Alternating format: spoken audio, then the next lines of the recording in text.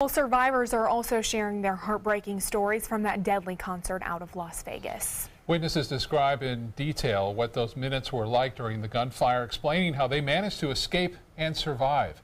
ABC 7's Jess Dowdrick joins us now with more on that story. Jess?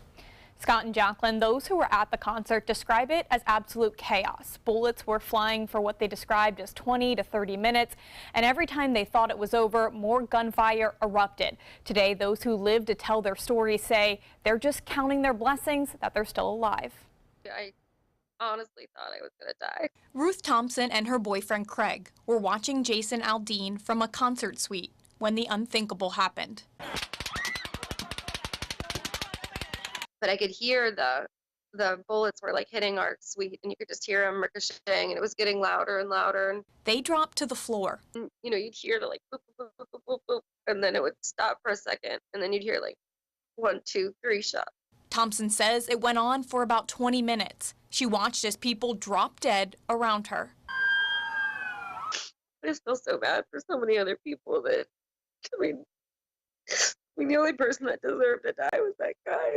The shooter, 64-year-old Stephen Paddock, who was also killed.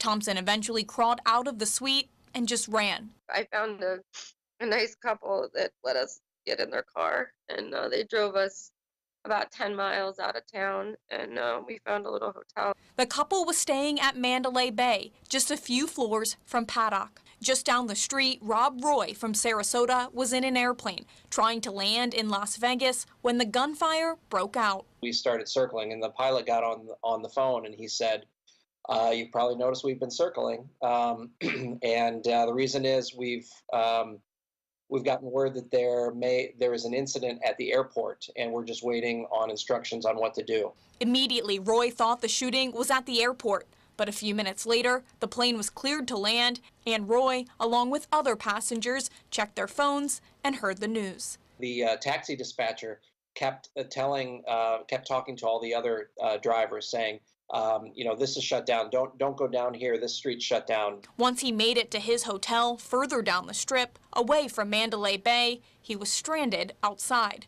The hotel wouldn't let us in, so we're standing outside.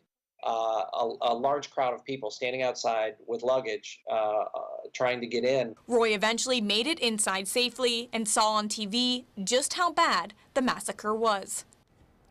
Thompson, who was staying at Mandalay Bay, was able to get back inside of the hotel earlier this afternoon to get her stuff. She told me she just wanted to go home and would drive across the country to get there if she had to. Scott.